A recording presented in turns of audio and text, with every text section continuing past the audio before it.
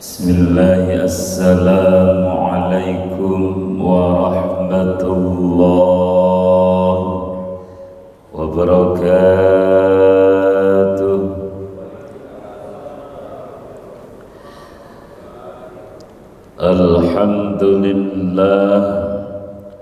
Alhamdulillahil qadimil awwali الآخر الباقي بلا تحول ثم الصلاة والسلام سرمدا على النبي خير من قد وحدا وآله وصحبه ومن تبع سبيل دين الحق غير مبتدع أما بعد فقد قال الله تعالى في القرآن الكريم وأصدق القائلين أعوذ بالله من الشيطان الرجيم بسم الله الرحمن الرحيم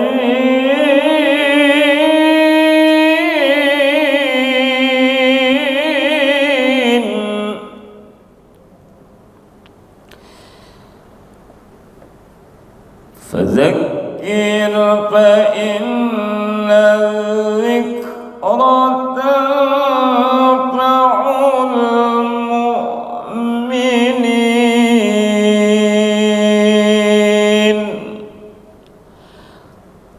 وقال النبي صلى الله عليه وسلم من سلك طريقا يلتمس فيه علما سهل الله له طريقا إلى الجنة صدق الله العظيم صدق رسول الحبيب الكريم ونحن على ذلك من الشاهدين والشاكرين والحمد لله رب العالمين.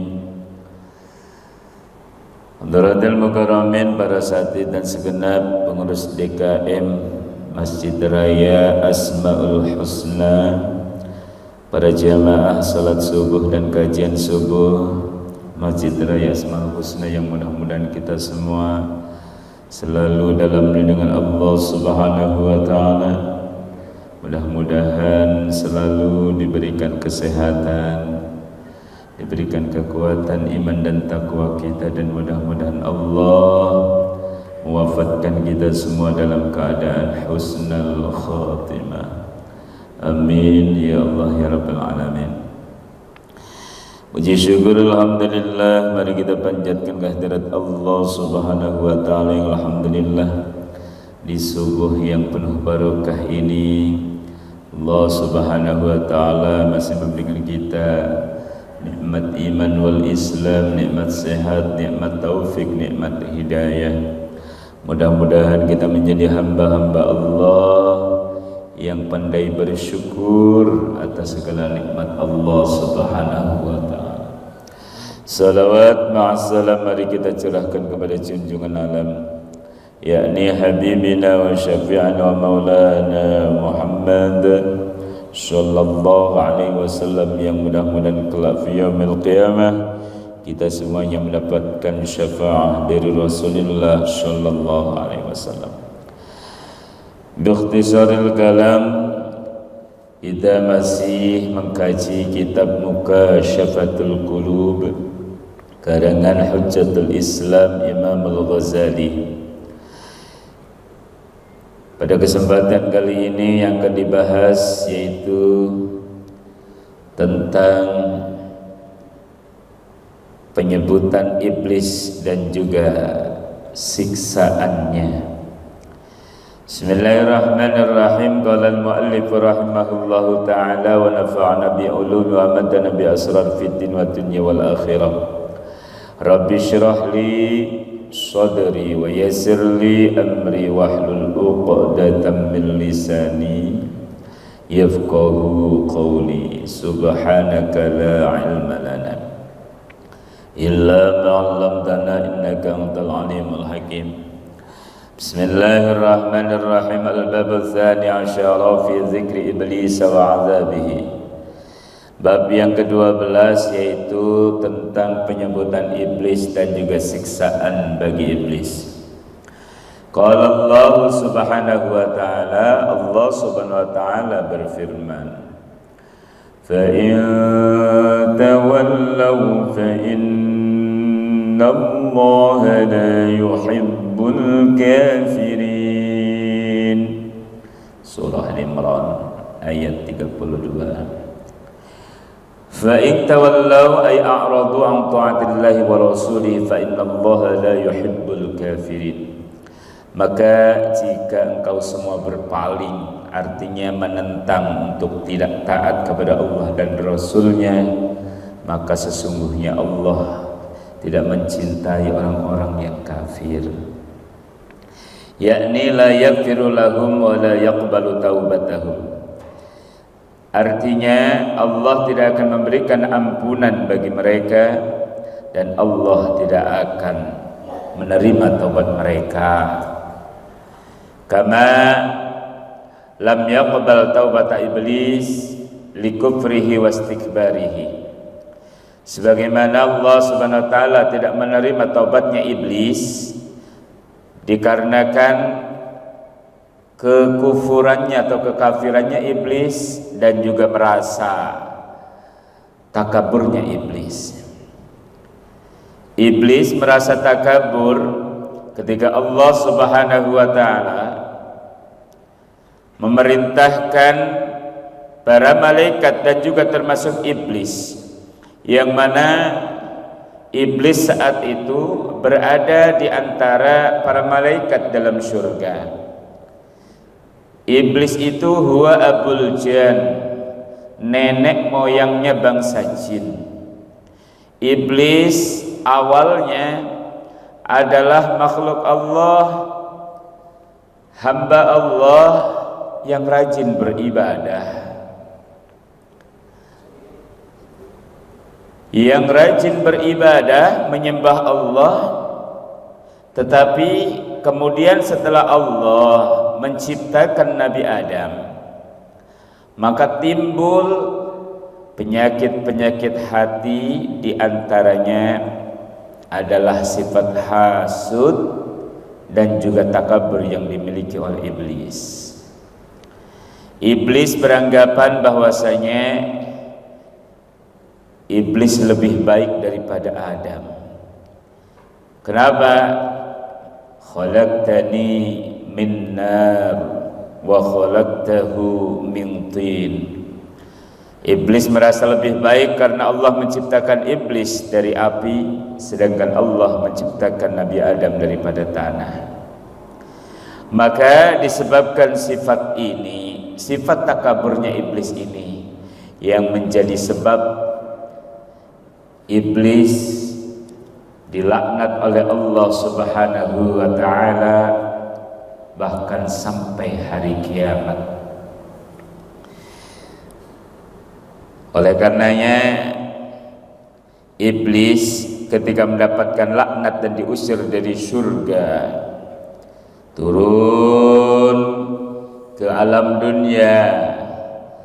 Ketika mendapatkan laknat Allah, iblis meminta kepada Allah, ya Allah, engkau boleh melaknatku, tetapi tolong berikan aku kekuasaan untuk bisa menggoda manusia sebanyak-banyaknya agar kelak menjadi temanku di dalam neraka.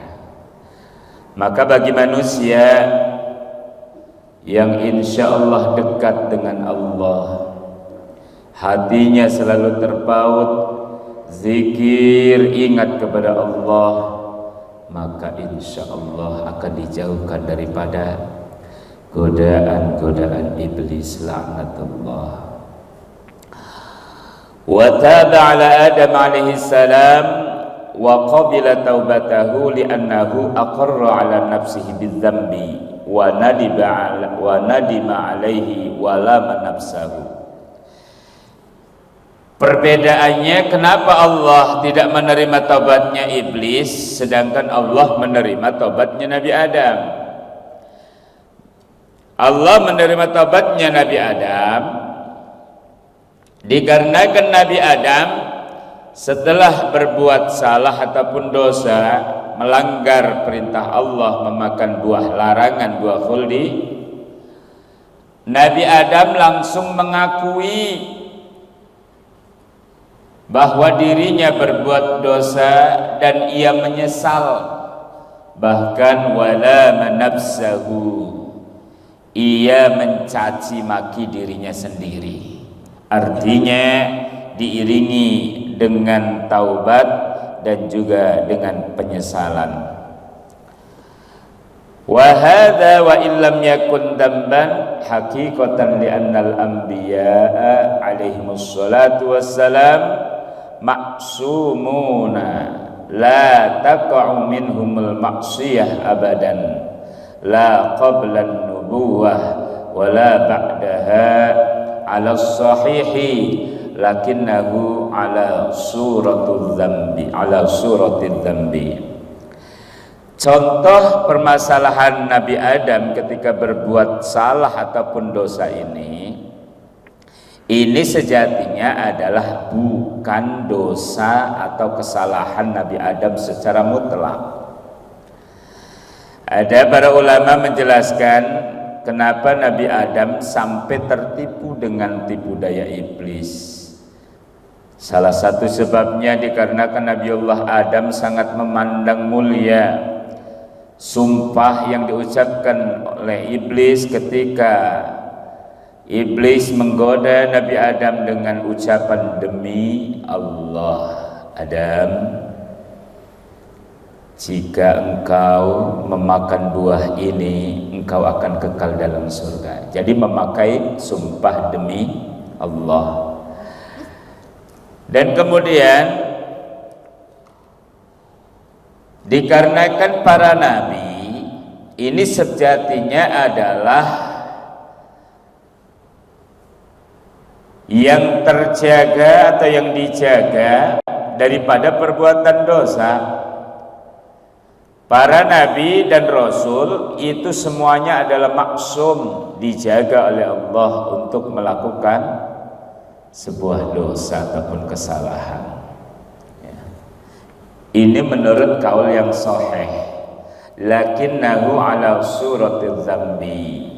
Akan tetapi ketika ibaratnya ada kesalahan yang dilakukan oleh para nabi dan rasul, itu sejatinya adalah sebagai pelajaran, ibrah, agar diambil hikmah pelajaran oleh para umatnya sebagai contoh ataupun ibrah pelajaran. Jadi bukan semata-mata para rasul dan para nabi melakukan kesalahan ataupun dosa. Walidzalika qala huwa wa Hawa alaihimassalam, Rabbana zalamna anfusana wa illam taghfir lana wa tarhamna lanakunanna minal khasirin.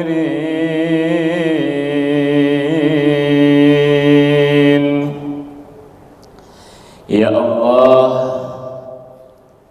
ya Tuhan kami telah berbuat zalim kepadamu terhadap diri kami. Jika engkau tidak mengampuni kami dan memberikan rahmat kepada kami, niscaya kami akan menjadi orang-orang yang merugi. Fanadima alaihi salam wa asra'a bitaubah. Kanjeng Nabi Adam dan juga Siti Hawa ini bersegera untuk bertaubat kepada Allah dan juga diiringi dengan perasaan menyesal. Karena memang sejatinya syarat taubat itu ada 3. Yang pertama harus ada perasaan an-nadam, perasaan menyesal.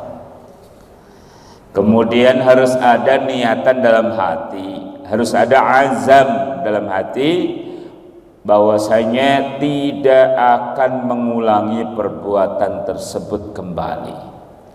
Dan baru kemudian yang ketiga adalah bertaubat dengan taubatan nasuha dan istiqomah di dalam bertaubat. Bismillahirrahmanirrahim. Hukiya anna iblis jaa ila Musa alaihissalam. Diceritakan bahwasanya iblis ini pernah datang kepada kanjeng Nabi Musa alaihissalam. Faqala lahu, iblis berkata kepada Nabi Musa, antal ladzi istafaka Allah bi risalatihi wa kallamaka taklima.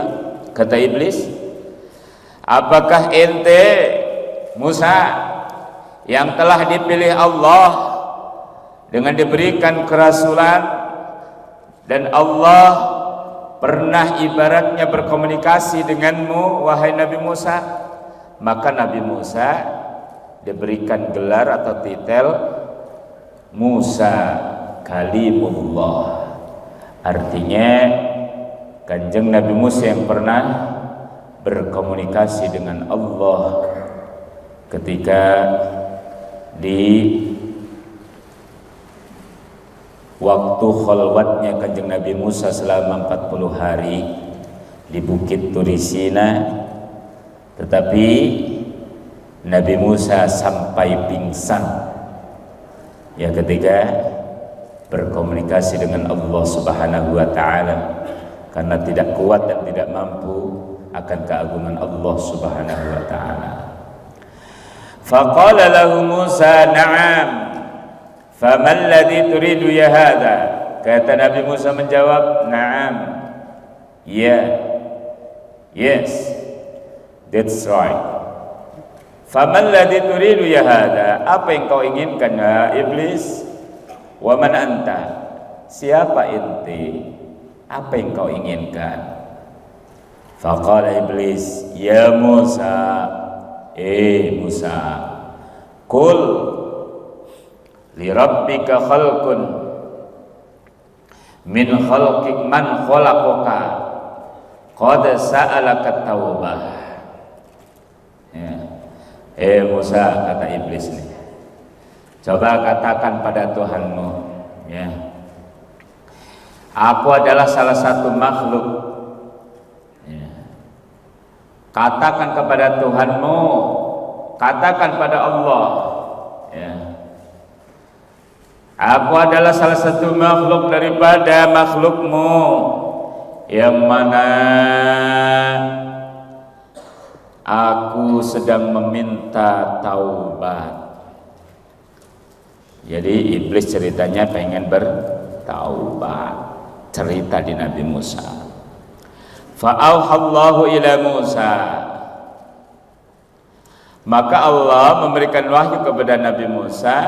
Qul lahu, katakan kepada iblis, Musa, inni qad istajabtu laka fima sa'alta.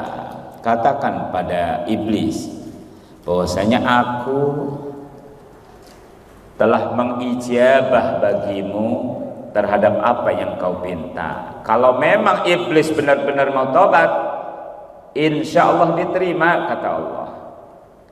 Tapi faktanya tidak. Wa marrahu ya Musa ayyas sudah li qabri Adam fa idza sajada lahu qabiltu taubatahu wa ghafartu lahu dunubahu fa akhbarahu Musa fa ghadiba iblisu wastakbara. Ketika Nabi Musa menyampaikan salam iblis, ucapan iblis bahwasanya, coba katakan pada Allah, aku ini pengen bertaubat kepada Allah. Kira-kira gimana, diterima atau enggak taubat saya? Ya. Jawab Allah langsung, insya Allah diterima. Ya, kalau kamu pengen bertaubat, insya Allah diterima oleh Allah. Ya. Jadi innallaha yaqbalu taubata ma lam yughargir. Innallaha yaqbalu taubata 'abdin ma lam yughargir. Sesungguhnya Allah akan menerima taubatnya seorang hamba ma lam yughargir, selagi roh belum nyampe di tenggorokan, artinya belum dalam keadaan sakaratul maut. Allah akan menerima taubat kita. Kemudian Allah memerintahkan kepada Nabi Musa, Musa, katakan pada iblis, kalau memang dia benar-benar bertaubat, mengaku salah dan menyesal atas segala salah dan dosanya dulu, dan dia benar-benar pengen bertaubat, maka coba iblis agar sujud ke kuburannya Nabi Adam. Maka ketika iblis mau bersujud kepada kuburannya Nabi Adam sebagai sujud penghormatan, maka qabiltu taubatahu, aku akan menerima taubatnya dan aku akan mengampuni segala dosanya. Maka kemudian dikabarkan kembali, disampaikan kembali kepada iblis apa yang terjadi. Dasarnya memang awalnya tidak mau bertaubat. Ketika ada firman Allah untuk menyuruh iblis bersujud kepada kuburan Nabi Adam sebagai sujud penghormatan, faghadiba iblis wastakbara. Iblis menjadi murka, marah, ngambek, dan ia kembali menjadi takabur. Wa qala ya Musa, ana lam asjud lahu fil jannati fa kaifa asjudu lahu wa huwa mayyitun. Masyaallah. Kata iblis ketika diperintah sujud kepada kuburan Nabi Adam, apa jawabnya? Ya, sambil dengan nada sombongnya, hei Musa, saya aja ketika di dalam surga diperintah sujud oleh Allah, saya kagak mau. Adamnya masih ada dalam surga, masih hidup, maka bagaimana mungkin aku mau sujud kepada Adam sedangkan Adamnya sudah mati. Kata iblis, orang waktu hidup aja di surga nih kagak mau sujud, ini sekarang udah di kuburan aneh suruh sujud, sorry lah ya. Gitu kata iblis. Nah ini diiringi dengan sifat takabur. Masya Allah, na'udzubillah min dzalik.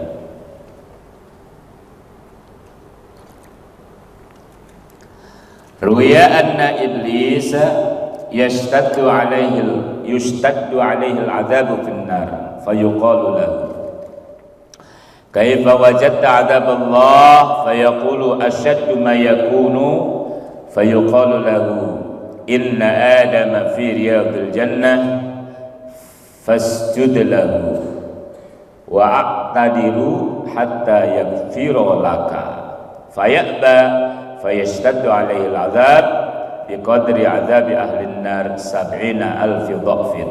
Masyaallah. Diriwayatkan bahwasanya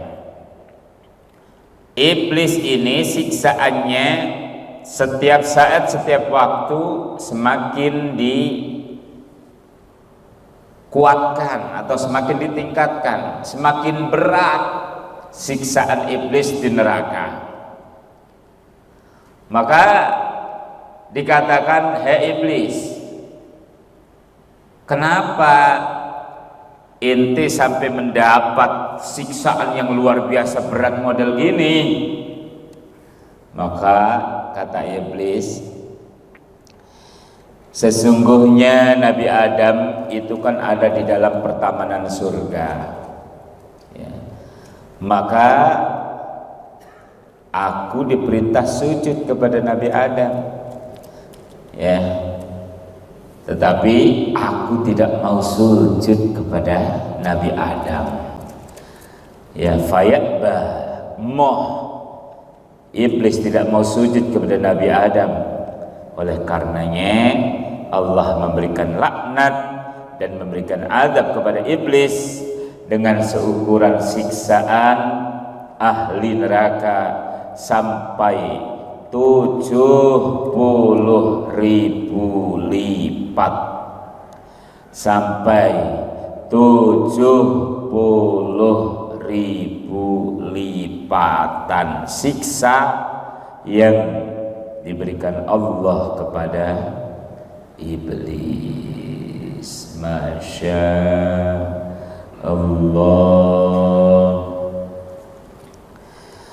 Ja'a fil khabari anna Allah ta'ala yukhriju iblisa minan nari kulla mi'ati alfin sanatan wa yukhriju adama wa ya'muruhu bisujudi lahu fayaba thumma yarudduhu ilan nar. Jadi ada dalam keterangan hadis bahwasanya Allah Subhanahu wa taala mengeluarkan iblis dari neraka setiap 100.000 tahun. 100.000 tahun. Jadi 100.000 tahun sekali Allah mengeluarkan iblis dari neraka. Dan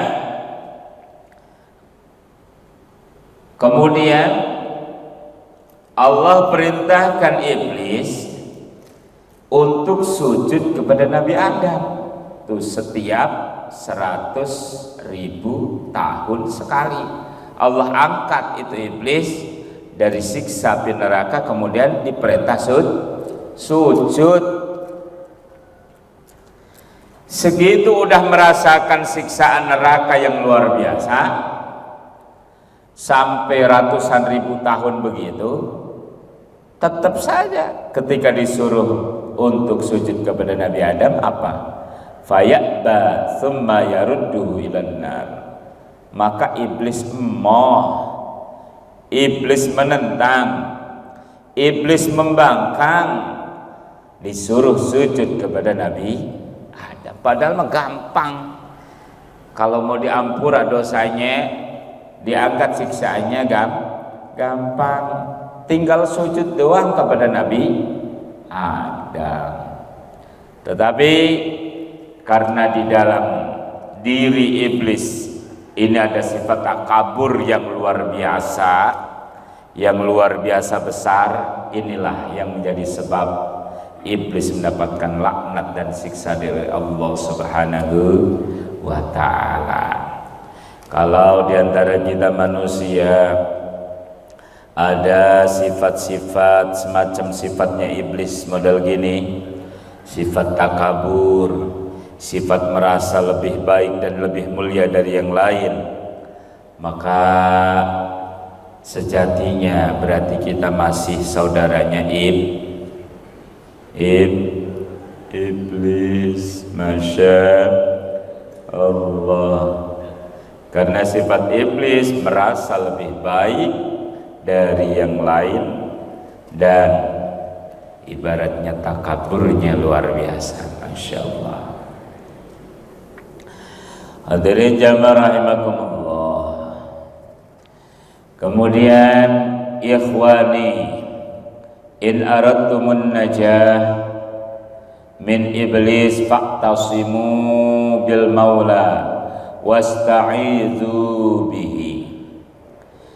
Wahai saudaraku, kata Imam Al-Ghazali dalam kitab ini, jika kalian menginginkan keselamatan dari godaan iblis, faqtasimu, maka berpegang teguhlah kalian kepada Allah dan memintalah perlindungan kepada Allah. Idza kana yaumul qiyamati yudha'u kursiyyun minan nar fayaqudu alaihi iblis alaihi la'nah fatajtami'u syayatin wal kuffar indahu walahu sautun ka sautil himari yanhaqu wa yaqulu ya ahlan nar kaifa wajadtumul yawm ma wa'ada rabbukum qalu haqqan. Jadi bahwasanya ketika nanti datang hari kiamat, maka akan diletakkan satu kursi dari api neraka. Jadi kursinya terbuat dari api neraka. Bagaimana bentuknya itu? Berarti kursinya panas gitu ya. Kursi panas. Ya. Kursinya terbuat dari api neraka.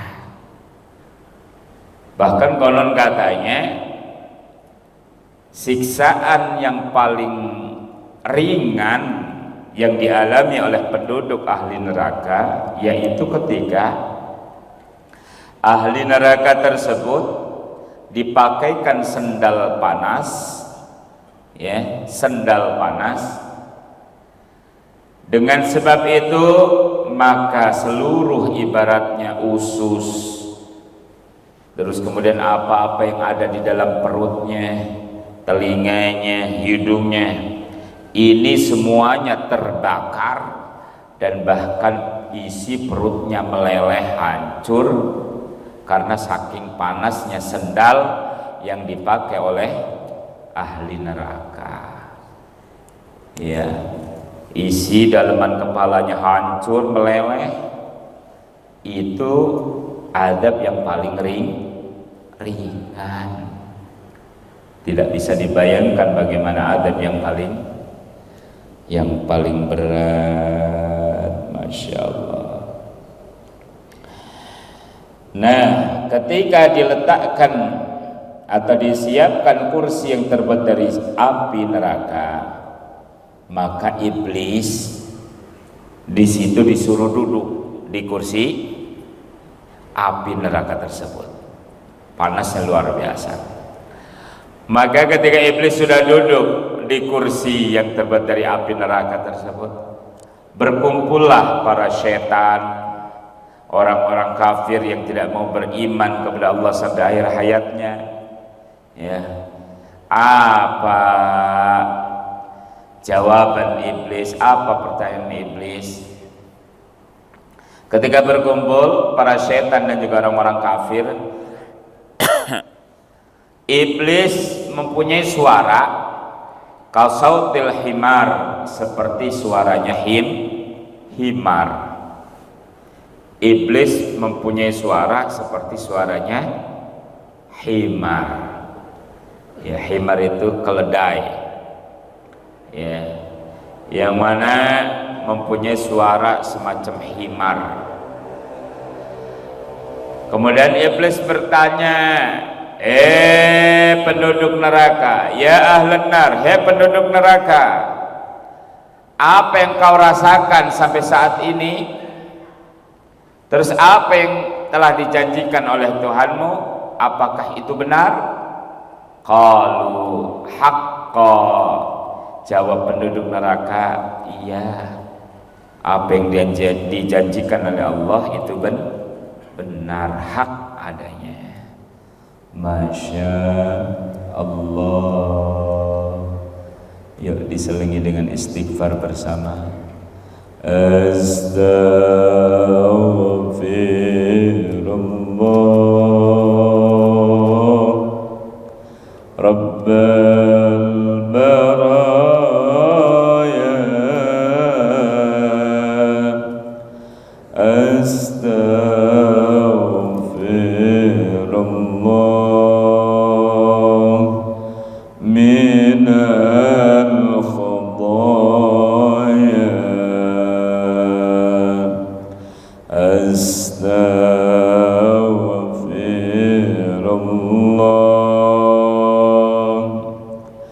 rabbal baraya,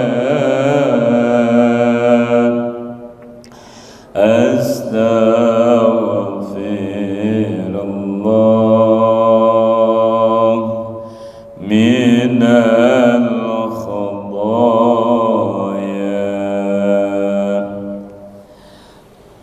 Wa ruya anna iblis kana ismuhu fi sama'id dunya al-'abid wa fi thaniyah az-zahid wa fi thalithah al-'arif wa fi rabi'ah al-wali wa fi al-khamisah at-taqi wa fi sadisah al-khazin wa fi sabi'ah az-zazil wa fil lahil mahfud iblis. Masya Allah.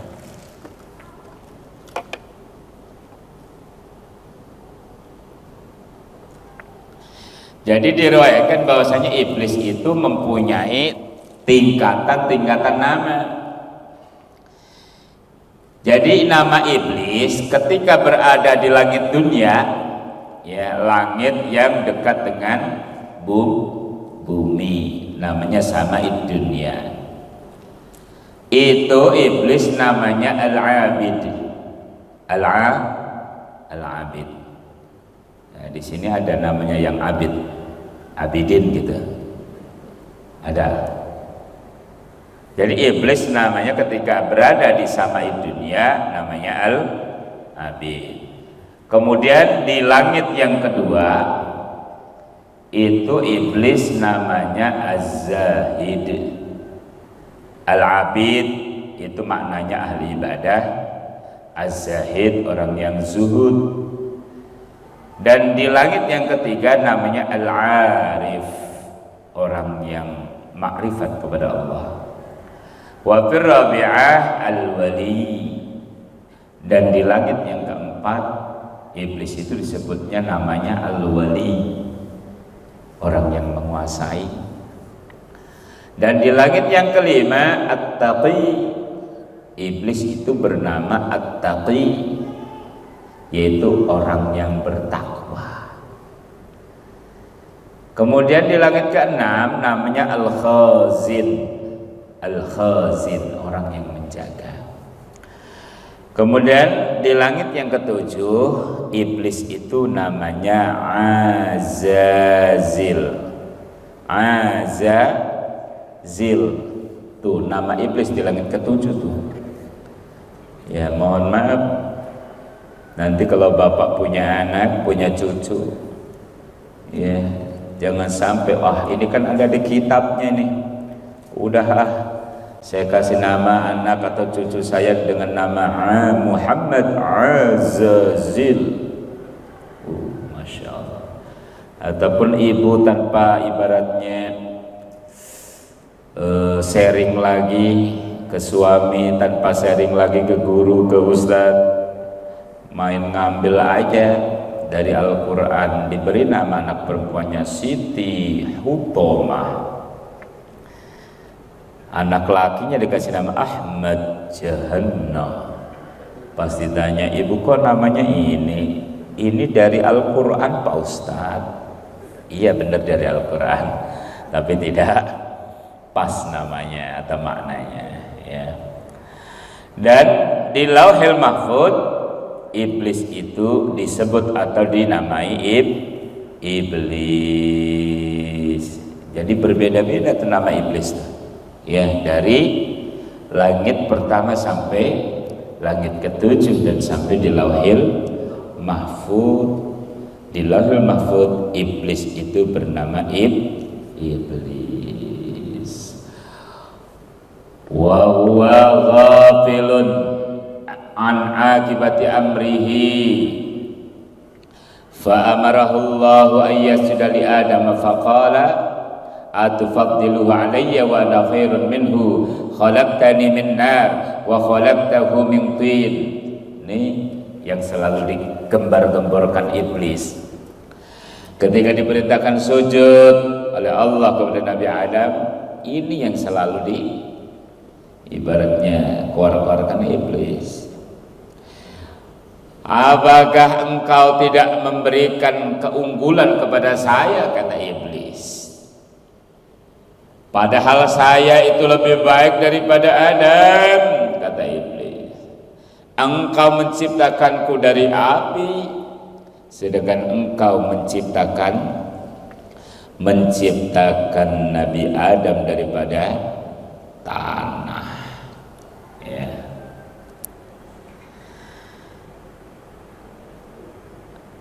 Ada sebuah riwayat dan juga cerita bahwasanya ketika Nabi Adam ini hendak diciptakan, Allah memerintahkan para malaikat, terutama Allah memerintahkan malaikat Jibril untuk mengambil bagian-bagian tanah yang ada di muka bumi. Ketika mau diambil, tanah ini ngomong, diberikan kekuasaan oleh Allah untuk ngomong, ya malaikat Jibril,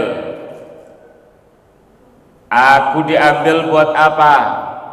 Buat nanti dijadikan bahan untuk Nabi Adam. Akhirnya apa? Bumi tidak mau. Tidak mau, kenapa? Karena nanti anak cucunya Nabi Adam banyak yang masuk neraka, saya yang dibakar. Muncul orang Sunda, tidak mau. Allah kemudian memerintahkan malaikat Mikail. Jawaban bumi sama begitu juga. Kemudian Allah memerintahkan malaikat maut, malaikat Israel. Ya, malaikat maut, berhubung malaikatnya ini yang paling serem. Ya, ada yang udah pengen daftar, pengen ketemu sama malaikat maut? Jamaah, ada yang udah pengen kebelet daftar, pengen ketemu sama malaikat maut? Ya, nanti saya kasih nomor WA-nya kalau mau. Masya Allah. Akhirnya ketika di malaikat maut, ya, dan diberitahukan bahwasanya ini adalah atas dasar perintah Allah, dan kamu bumi dan kamu tanah, mau tidak mau harus mau untuk menjadi bahan yang nanti akan dijadikan daripada jasad Nabi Adam. Ya, Masya Allah. Kembali lagi kepada kisahnya iblis, bahwasanya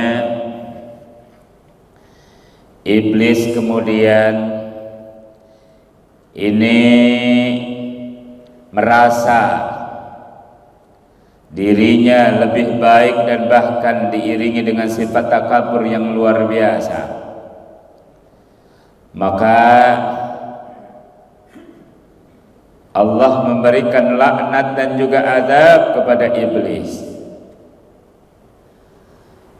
Kemudian kita selaku hamba-hamba Allah, selaku manusia biasa, pertanyaan besarnya, bagaimana agar kita selamat daripada godaan dan bujuk rayu iblis? Sedangkan iblis ibaratnya sudah berjanji di awal-awal tadi ketika dapat laknat, diturunkan, diusir dari surga, bahwasanya akan sekuat tenaga membawa dan menggoda manusia sebanyak-banyaknya biar masuk neraka. Maka contohnya atau kiasnya, setan atau iblis itu diibaratkan anjing galak. Misalkan kita melewati satu perumahan, satu gang yang di situ ada anjing galaknya yang hendak menggigit kita. Ya. Bagaimana agar kita selamat daripada anjing galak? Sedang anjing galaknya sudah mau menerkam ataupun menggigit kita. Ya, kalau kita timpuk pakai batu, anjingnya malah tambah galak, bahkan mengancam keselamatan kita. Salah satu caranya biar anjing itu nggak gigit kita, biar nggak ngejar-ngejar kita, panggil yang punya anjing. Mas, tolong nih anjingnya, Ya, saya mau lewat. Biar kita selamat dari godaan iblis, maka kita harus dekat dan tahu siapa ibaratnya yang menciptakan iblis, yaitu Allah.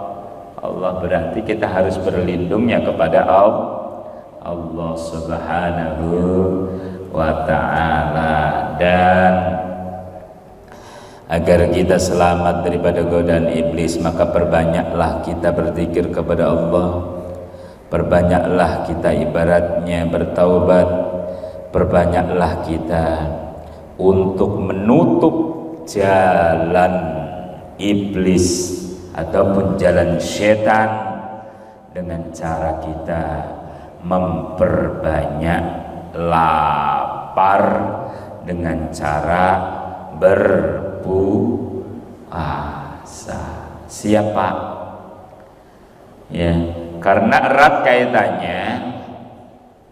Kalau ibaratnya kita ini selalu kenyang, bahkan kenyangnya di luar batas, maka iblis ataupun setan akan dengan mudahnya menggoda kita manusia.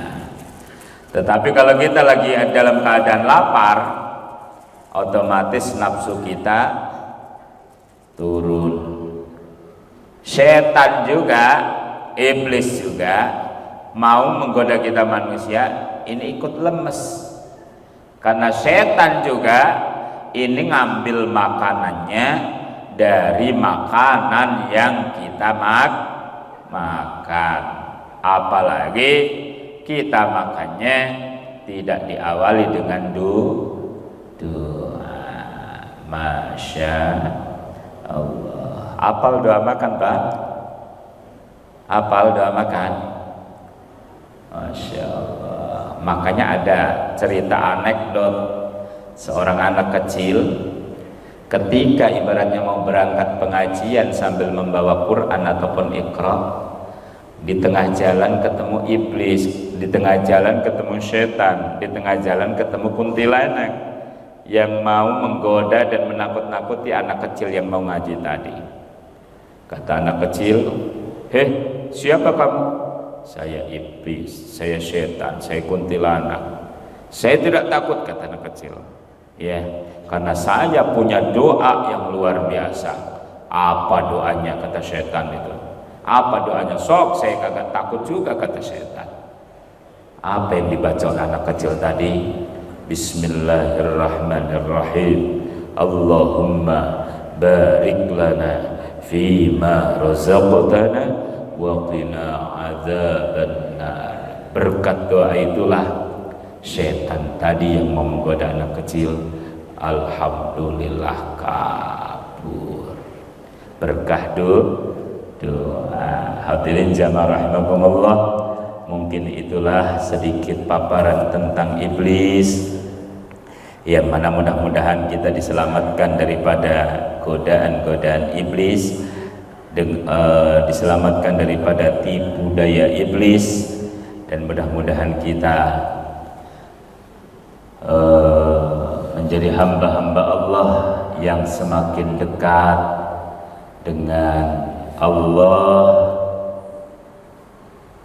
dan juga lebih dekat lagi dengan masjid Allah, lebih dekat lagi dengan kitab sucinya yakni Al-Quran.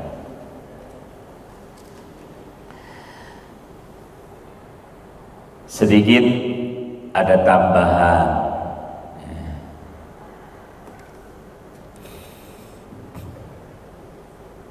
bahwasanya ada macam-macam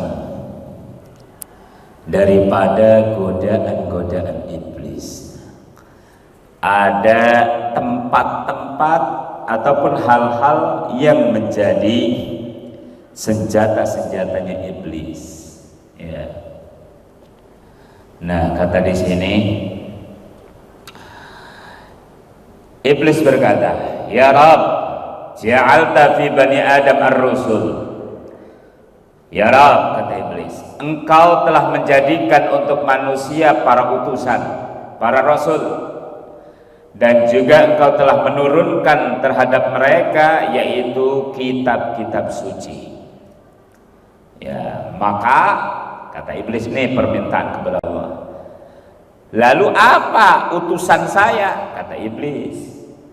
Kalau Bani Adam, kalau manusia punya para nabi, punya para rasul yang berjumlah 124.000 nabi, 313 para rasul, 25 nabi yang wajib diimani, dan 5 nabi, 5 rasul yang menjadi nabi ulul azmi. Lalu kata iblis, lalu apa?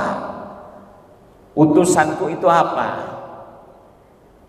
Nah, Allah menjawab, utusanmu yang menjadi asistenmu itu adalah Al-Kuhan, yaitu para dukun, para peramal. Itu utusannya iblis. Maka dalam keterangan hadis, barang siapa yang mendatangi peramal, mendatangi dukun, ya, maka Allah Subhanahu wa ta'ala tidak menerima sholatnya selama 40 hari 40 malam,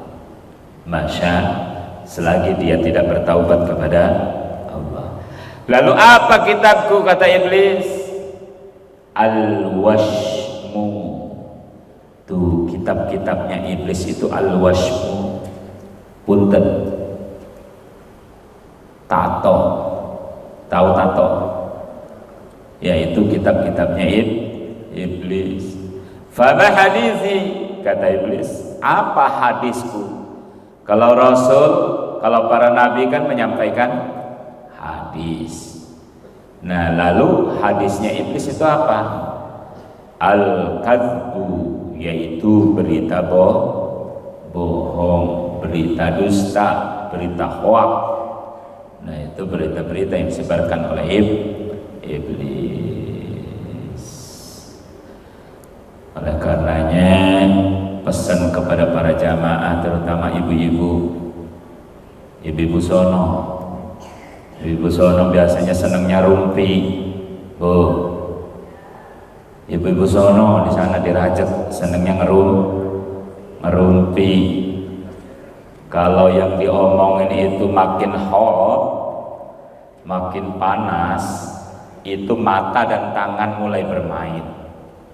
Kalau sudah makin panas, suaranya makin kecil. Benar?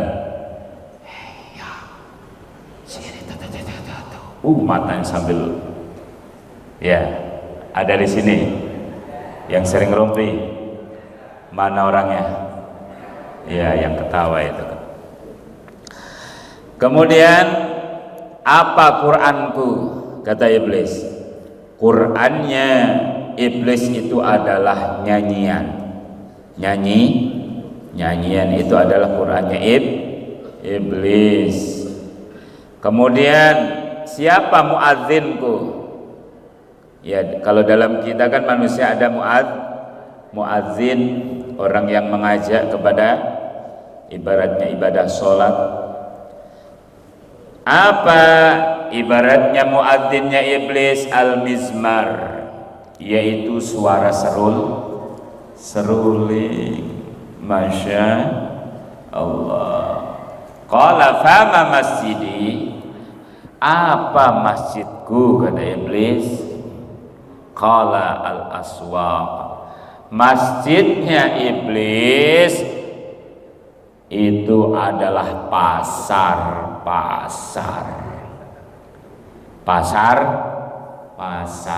Maka wajar ibu-ibu kalau sudah ke pasar, ke mall, itu sering kali kesurupan. Jangan pura-pura nggak dengar. Ibu-ibu kalau udah ke mall, ke pasar, kayak orang kesurupan. Apa aja pengen bener. Ibu-ibu secara normalnya badannya atau fisiknya lemah di bawah fisik suami, tapi jangan ibaratnya salah ya. Walaupun ibu-ibu fisiknya lemah, kalau di pasar Masya Allah nggak kerasa capek. Kalau ngajak suami pasti rasa capeknya pindah ke suami. Benar, bayangin Tanah Abang bisa 2 kali putaran. Masya Allah, saya tahu begitu karena saya pernah menjadi korbannya. Curhat dong. Kemudian apa rumahku, kata iblis? Al-hammam. Rumahnya iblis, tempat tinggalnya iblis itu adalah kamar mandi. Ya, makanya kita dianjurkan ketika masuk kamar mandi untuk membaca doa. Apal doanya? Allahumma inni a'udzubika minal khubuthi wal khaba'isi. Pinter. Anak TK dari mana? Masya Allah. Nah, itu tempat tinggalnya iblis adalah hammam, yaitu kamar mandi. Kemudian apa makananku, kata iblis? Nah, makanan iblis alladzi lam yadhkur alaihi ismi. Alladzi lam yudhkar alaihi ismi. Yaitu makanan yang mana di dalamnya tidak disebutkan asmaku, kata Allah. Tidak disebutkan namaku, kata Allah. Berarti makanan atau minuman yang tidak disebutkan nama Allah. Kitanya tidak baca bismillah. Ya. Kemudian apa minumanku, kata iblis? Yaitu as-sukru atau as-sakaru, sesuatu yang bisa memabukkan. Sesuatu yang bisa memabukkan itu adalah minuman-minuman iblis. Ya. Kemudian fama masoyidi, apa ibaratnya tipu dayaku, ya, atau apa ibaratnya umpanku. Kalau kita mancing kan perlu umpan. Jadi umpannya iblis itu rata-rata kita manusia digoda oleh an-nisa, oleh perempuan. Banyak gara-gara perempuan, laki-laki yang terjerumus dalam ibaratnya lembah kekufuran kepada Allah, terjerumus dalam hal-hal yang dilarang oleh Allah. Na'udzubillah tsumma na'udzubillah, wallahu a'lam bissawab.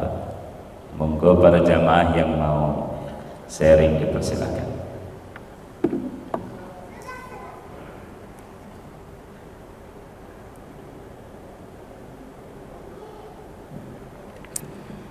Terima kasih. Assalamualaikum warahmatullahi wabarakatuh. Waalaikumsalam. Tadi disampaikan bahwa malaikat akan mengambil tanah untuk dijadikan manusia, dan tanah itu menolak karena banyak manusia akan masuk neraka. Nah, setelah perjalanan hidup manusia itu meninggal masuk neraka, apakah tanah yang diambil dari manusia yang diambil dari tanah itu merasa ikut terbakar juga ke dalam neraka? Pertanyaan kedua, tadi dikatakan bahwa itu 1000 tahun sekali setan atau iblis itu dinaikkan ke atas untuk disuruh bersujud kepada Allah, bersujud kepada Nabi, tapi tetap menolak. Dan itu setiap 100.000 tahun sekali. Nah, apakah ada kesempatan untuk orang kafir, orang munafik diberikan kesempatan dari angkat untuk, ya, saya nggak tahu untuk apa, jika dia bisa lepas dari sisa akhir. Mungkin itu. Terima kasih.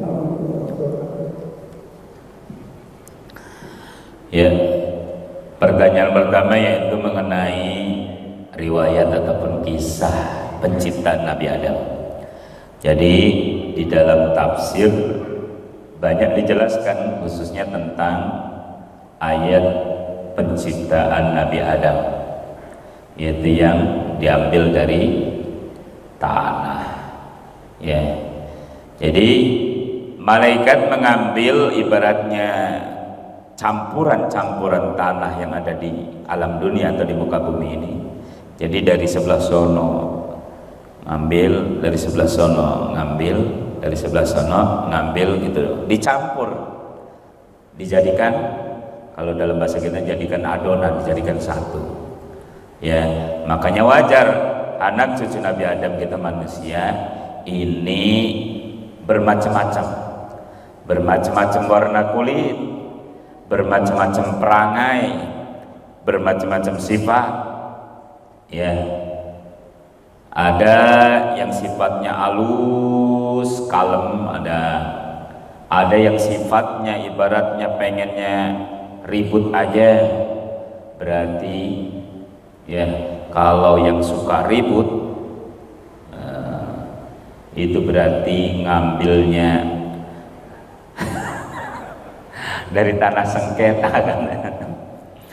Artinya dari bermacam-macam tanah itulah kemudian Allah menciptakan Kanjeng Nabi Adam. Dan sejatinya kita ini diciptakan dari tanah dan akan kembali lagi ke tanah. Ya, apakah nanti tanah itu merasakan ya atas kuasa Allah? Ya, karena kita penciptanya awalnya dari tanah. Ya, atas dasar itulah pasti ya tetap merasakan atas kuasa Allah, merasakan apa yang dirasakan oleh kita manusia. Kalau merasakan ibaratnya kenikmatan di surga, ya berarti merasakan. Tetapi sebaliknya kalau merasakan siksa di neraka, berarti ikut merasakan panas dan sakitnya siksaan di neraka. Kemudian yang kedua mengenai dalam keterangan tadi bahwasanya setiap 100.000 tahun sekali ya Allah memberikan ibaratnya kesempatan kepada iblis untuk diberikan kesempatan agar mau bersujud kepada Nabi Adam. Ya, tetapi kesempatan itu ternyata tidak diambil oleh iblis. Ya, karena apa? Karena sifat takabur yang bahasa kasarnya sudah mendarah daging di dalam iblis, jadi susah dihilangkan. Alhamdulillah. Udah ada waktu isya. Ya, jadi apakah orang kafir diberikan kesempatan? Ya, iblis saja diberikan kesempatan, apalagi kita manusia, apalagi orang kafir, pastinya diberikan kesempatan selagi mau ibaratnya bertaubat. Tapi apakah nanti ibaratnya kesempatannya diambil atau taubatnya diterima? Itu adalah hak prerogatif Allah. Lanjut, apa dicukupkan? Cukup? Ya. Mudah-mudahan kajian kita di pagi yang penuh barakah ini mendapatkan berkah dan ridha Allah Subhanahu wa taala. Mari kita akhiri dengan doa. Allahumma shalli ala sayyidina Muhammadin fil awwalin wal akhirin wa sallim radhiyallahu ta'ala min sahabati Rasulillah ajma'in. Amin amin wa ya wajib as-sa'ilin khairu nasalin hamdan ya rabbil mazid ya rabbana alhamdulillah syukur kama yanbaghi jalali wajhikal karim wa li'azim sultanik. Allahumma shalli ala sayyidina salatan takunu karim wa li haqqihi ada. Allahumma ighfir lana dhunubana wa walidina warhamhum kama rabbawna shighara. Allahumma inna nas'aluka husnal khatimah wa na'udzubika min syarril aqibati wa su'il khatimah. Rabbana atina fid dunya hasanah wa fil akhirati hasanah wa qina adzabannar. Walhamdulillahi rabbil alamin.